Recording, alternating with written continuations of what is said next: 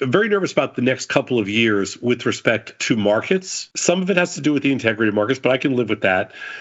But I'm very nervous about the markets being able to maintain the level that we're currently at. And I'm very nervous about the economy being able to maintain its current levels, because I think we've reached an inflection point where now, for the first time that I could ever remember this, I don't remember this ever before, essentially, if you want to play the game, you've got to kiss the ring. If you want to play like Kurdistan back in the 70s, you got to see the old man in the tent and get his blessing, or you don't even get to play. Like The Godfather. Like The Godfather. If you want to play the game, you've got to kiss the ring. So whether it's the CEO of TikTok who hated Trump but now loves Trump because one of the big six on stage with the big man. Of course, kissing the ring now, and along with everybody else, all your big tech billionaires, they all hated Trump. Now they love Trump. You got to kiss the ring. But now look at the resources flying around. Sure. Well, nobody knew for their ideas. Nobody knew.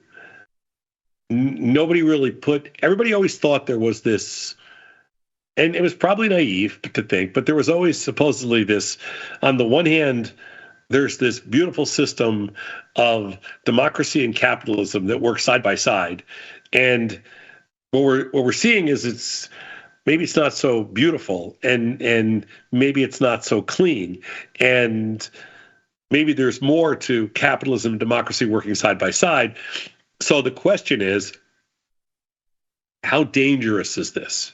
Because to me, this is the most dangerous time that we've ever seen in the last, probably since 2008, 2009, with respect to being because this is the kind of environment, the kind of setting where it's all great when everything's working, but as soon as something goes wrong, everything falls apart.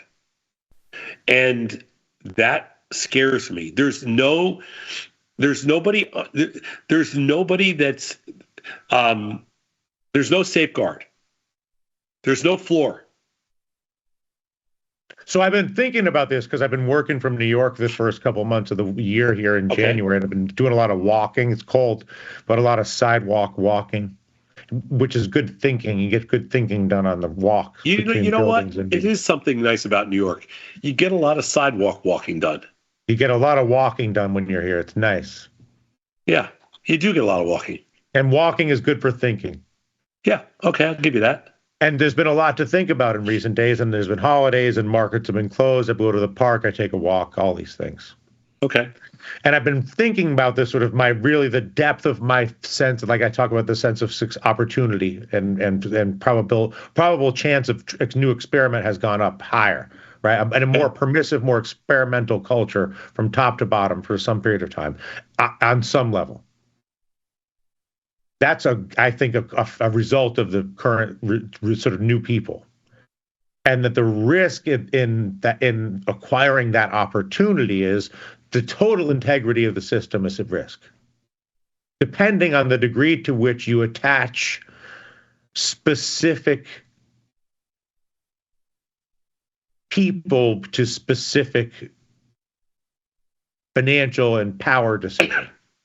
And I guess my question I ask myself is the current level of conflict of interest, financial power, the kiss the ring matrix, power money matrix, is that really any more effective or powerful or influential today than it's ever, or has it always been like this? And is this the first time it's ever done publicly? And every government, not just the Saudi government, the French government, the Italian government in Milan, the government in Tokyo, Rio, Africa, at the end of the day, it's a group of wealthy individuals under some construct talking to the power levers of power and tax policy and budgets for government budgets for national projects, roads and military and all these contracts. Don't you think the question is, do you believe the U.S. government that is more that let's assume that the transparency shows more of a kiss the ring culture to the thumb flipper for me on the sidewalk on my phone. And I flip through and I say, oh, there's Jeff Bezos. There's, just a list. Wing, ding, ding. Everybody can see it. There's Mark Zuckerberg. Zuckerberg looking at Jeff Bezos' breasts. It's like everybody sees the same picture on the same day. We're like, oh. And then that's kiss the ring culture. Do you think this is more than it used to be? One. Sure. Or is this just how it always has been? Now it's just more transparent.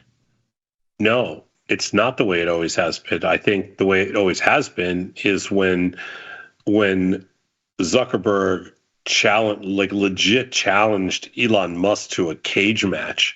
That's the old, like, they hated each other. They don't want to sit next to each other and have coffee together. They don't want to sit next to each other and suck up to everybody else. They absolutely despise that. The reason these guys are where they are is because anybody that reaches a certain level of success is ultra competitive. It doesn't mean you're not a nice person. Okay. It just means you're ultra competitive. And if you're ultra competitive, you're not sitting there worrying about, oh man, we gotta hug it out every 15 minutes. And so you're saying it's more of an abrasive culture, more of an isolated culture of individual worlds. No, I'm saying that what's happening right now is something that's very unnatural. What's happening right now is something that's not sustainable. You're saying the seating at the president's table is that's weird. Right.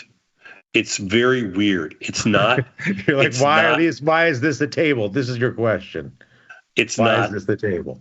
It's not scalable. It's not repeatable. There's something wrong with it. It's like fake. It's not real. It's the Godfather system. It's the craziest thing. I don't know if you saw this, but like all these guys were there and there were a few wives, whatever, a couple, but most of the wives stayed away. Do you know why? No. Because they are the only ones with any balls, and they're the only ones that said, "Screw this! I'm not playing. I'm not coming. I will not kiss the Godfather's ring." Exactly. I'm not playing. I'm not playing. I'm staying home. I'm not doing that. Exactly. The women are the toughest ones. They're the ones that are like, I don't. But they can afford it. They can afford it. They're like, True. you go. True. They can afford it. It's a social risk, but it's not a power. They're not risking access to space contracts for $500 billion. That's right. That's why the guys are there. Yeah. That's why. And that's why Trump's announcing $500 billion contracts and deals with everybody in the same. That's how he's like, I'll put them all in the same room and we'll drop $500 billion on something and everybody can clap for it. And we'll make Elon clap for Sam Altman. Exactly. And then which is even more humiliating. Of course. And then Jamie Dimon, which is Godfather. It's just a social. It's a social conquest. So I ask you. So I bring it all together. Godfather system uses social conquest to make decisions. Yes, and again, all the smart women stay away, and the dumb men are there. But they're whatever, dumb, smart, call whatever you want. Nobody, all gutless. There's the thing. Different leverage.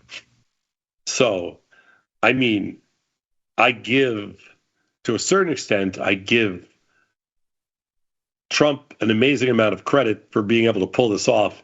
And I also shows how, like, people say to me, well, isn't like this guy, like Bezos a genius, or isn't this? And you look at these guys and you're like, yeah, they must be, but God, are they incredibly stupid on top of that? Like something really bothers me. But anyway, In the end. But the biggest point is you believe this is a new form of government that is uniquely kiss the ring, unlike Biden or Obama or Clinton. Don't you think JFK was kiss the ring? Like, don't you think this has been around? To fail. This is the problem. It's destined to fail because this is not the foundation that our economy is built on.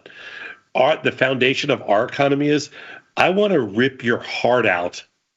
Okay, I want to rip your heart out and take your business. How about I want to do my best. I want to create the best possible widget.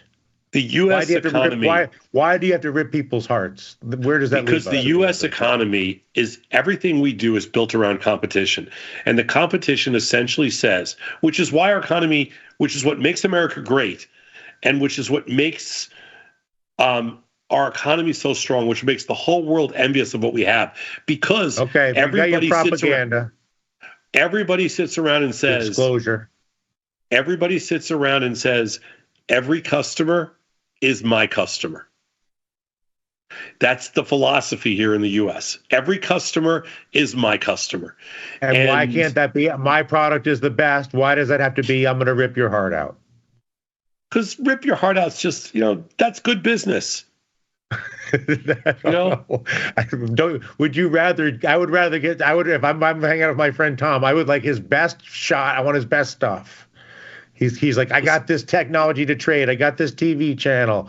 I got this other thing. I'm doing a show on Thursday. Nobody gets hurt. I mean, there's nobody. I mean, if you have a competitor, and you want their business, you don't want to just take one or two of their customers. Unless it suits you to keep them around, you want them to die. Right, but I don't want to incentivize you to harm your competitors. I want to incentivize you to do a good job. You're not harming your competitors. You're just ripping their hearts out. Well, you're ripping people's hearts out. Somebody's going to get their heart ripped out. That's not fun. Throw a pig heart in there. It'll be fine.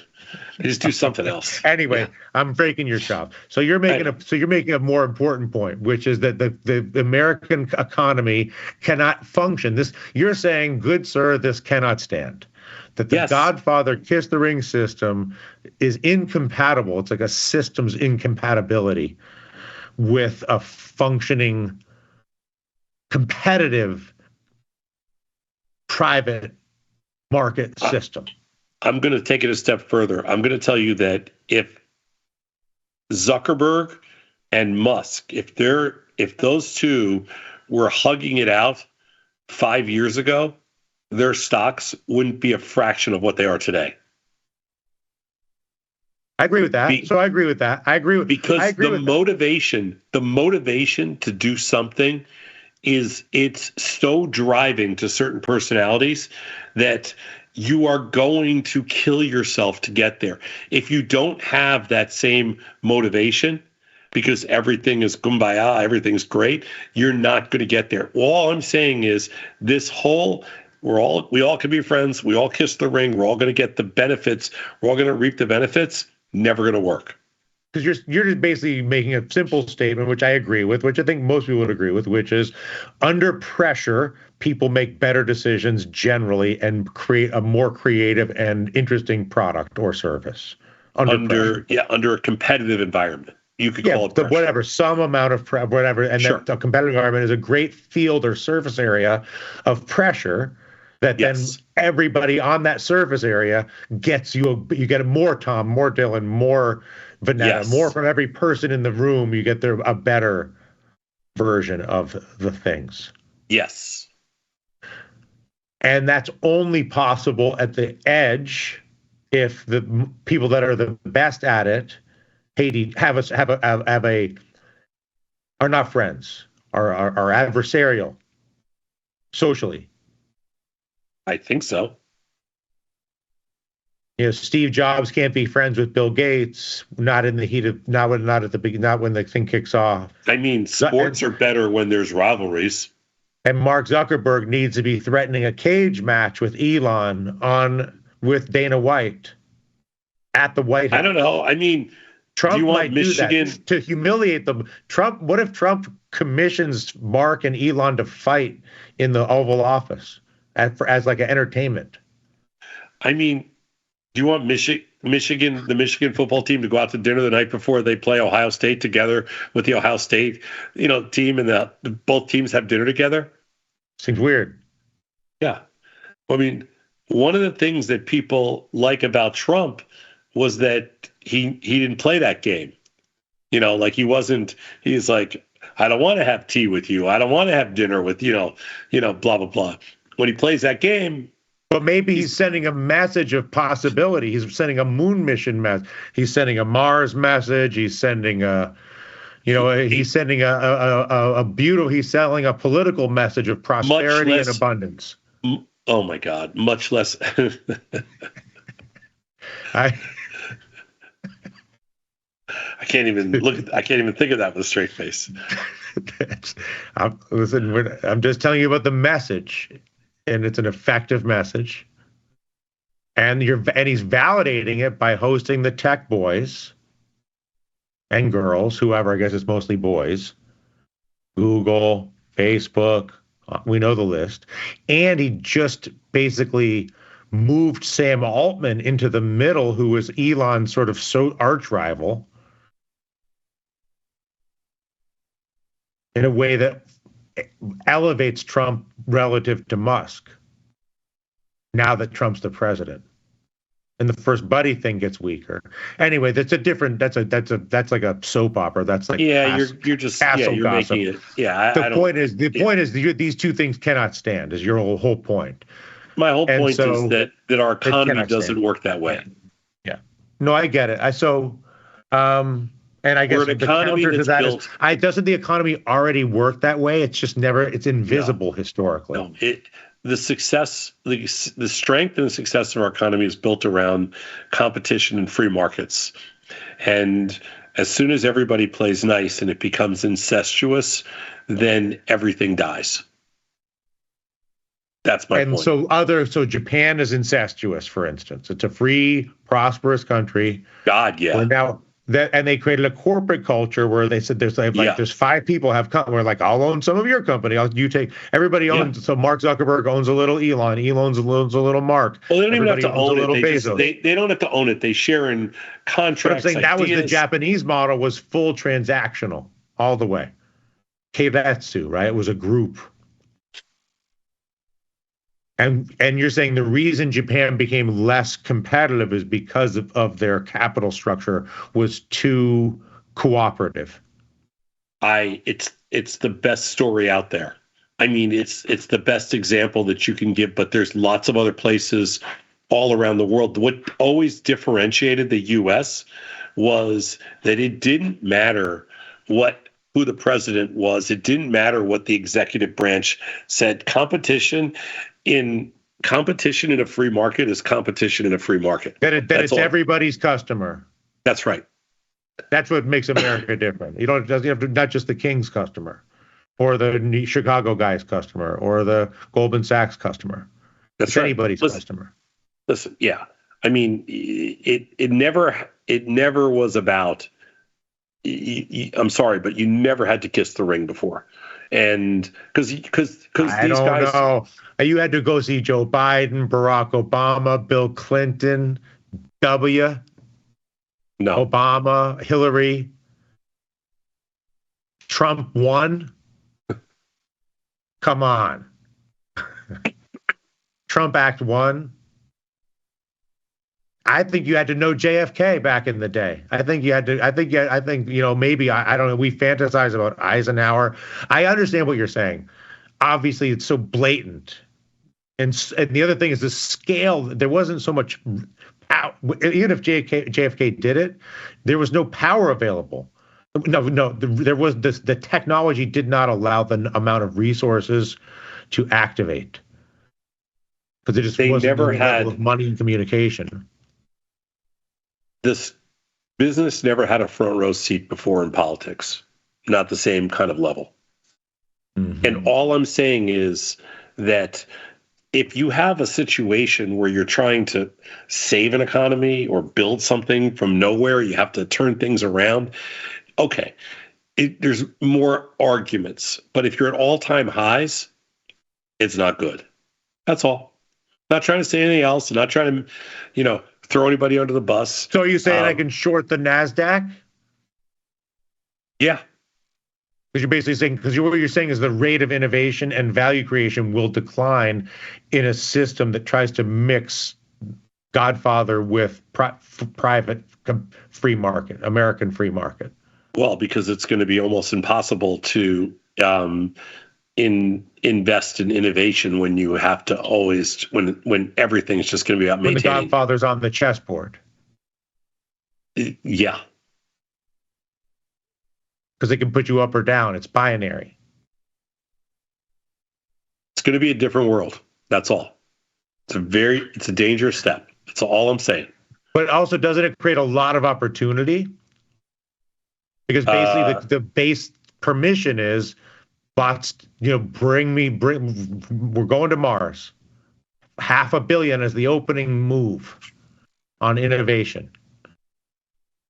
Cancer, even if it's BS, I'm just saying the messaging is solving big problems of the future. And even if Donald Trump can't deliver that, if he just creates an area, a room where that conversation happens, yeah, I guess it's a different thing, which is you're talking about the rules of business being compromised by politics, which is disastrous historically. Yeah, but do you think this is Venezuela? I mean, I don't. I guess I don't know. Let's hope not. No, I don't think so. But like all I'm saying is that everybody's always worried about short the dollar.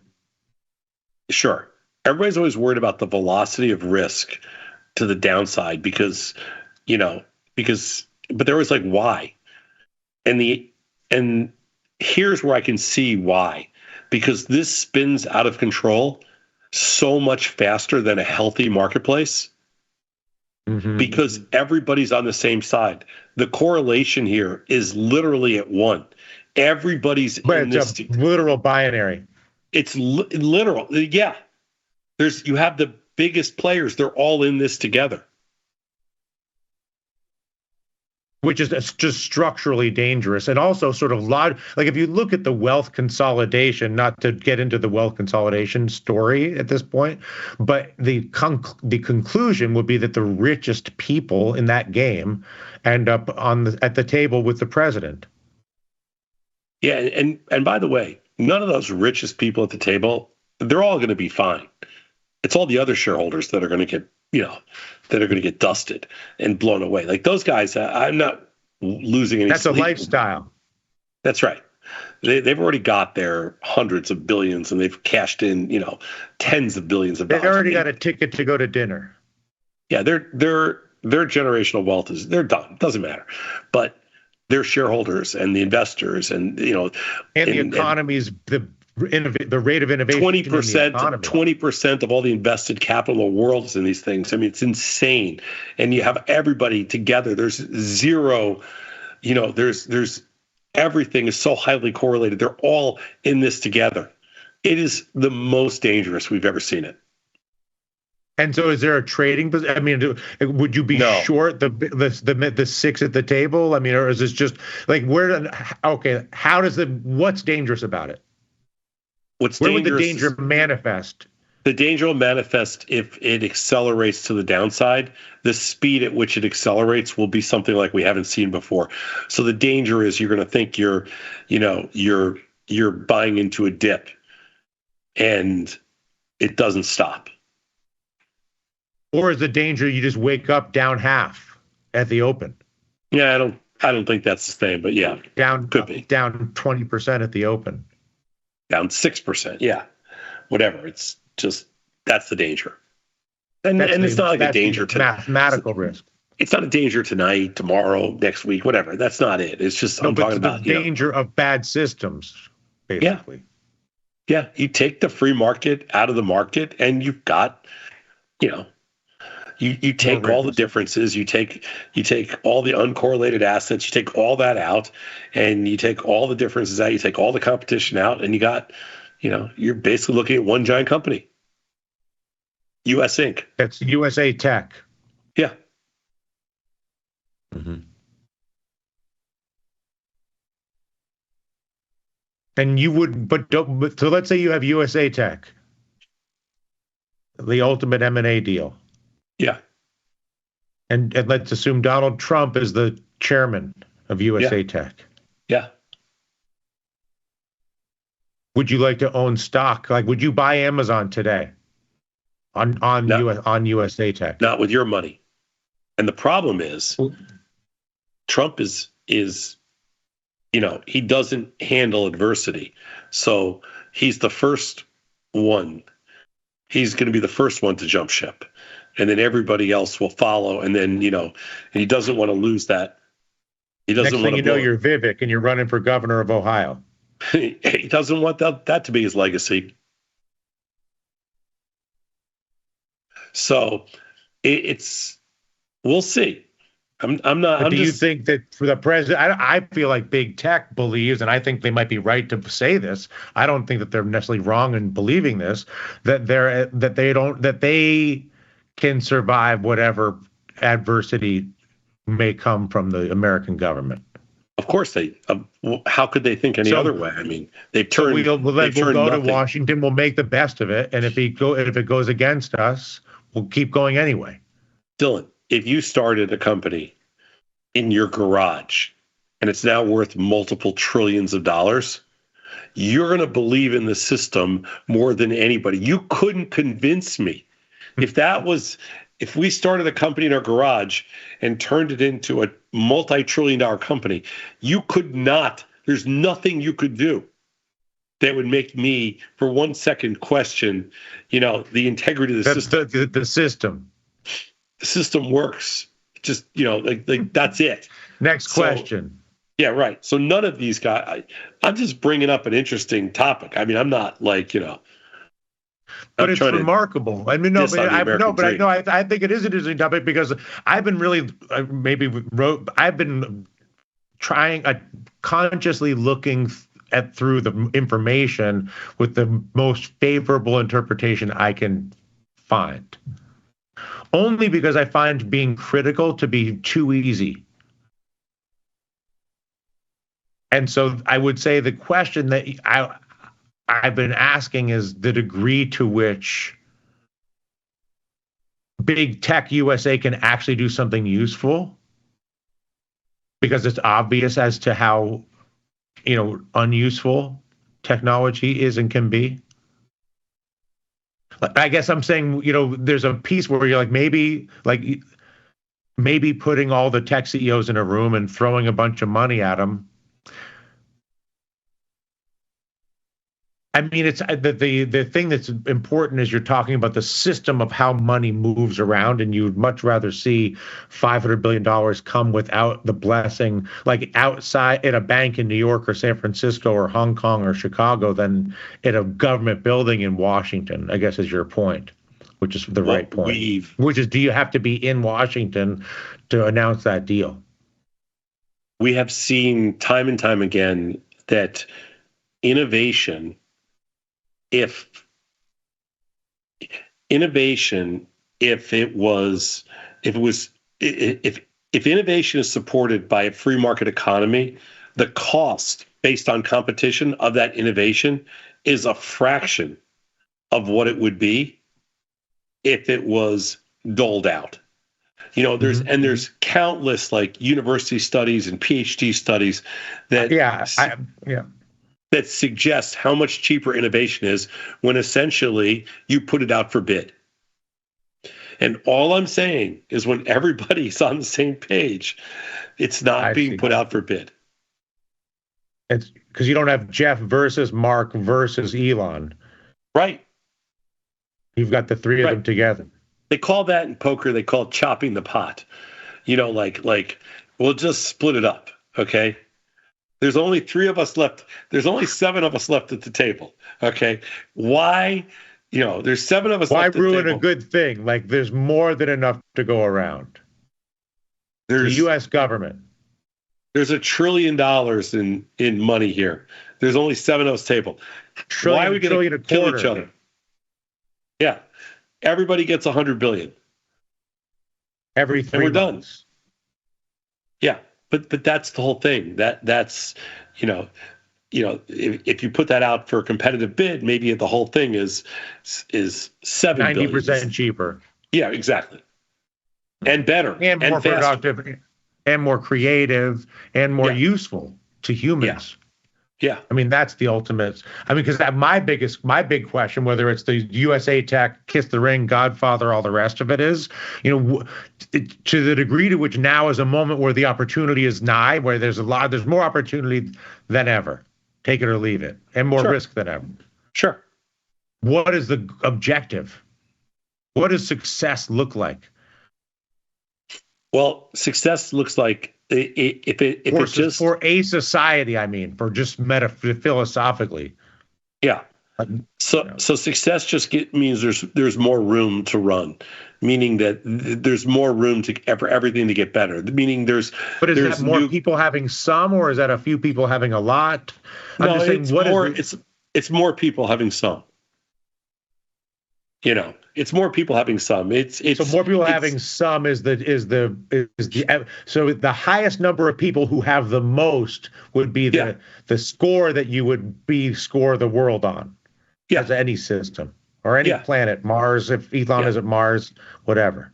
The biggest percentage of the population that has the highest amount of resources, including. So then how do you value resources? How does free time fit into your resource mix as an asset?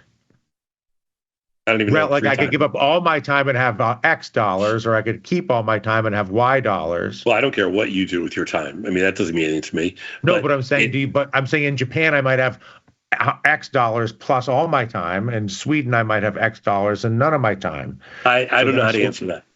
But I say time score. I would say free time is an additional value. The smaller the concentration and the wider the distribution, the better everybody is, and that means more competition. Okay, that's your bottom line. That's my bottom line. And so my issue with that, which I would love to believe you, but I just can't, is that the system by definition ends with a monopoly or oligopoly, which is why there was an antitrust commission that was a part of the American government, in my opinion, and you don't have a working system. You don't have a working system right now.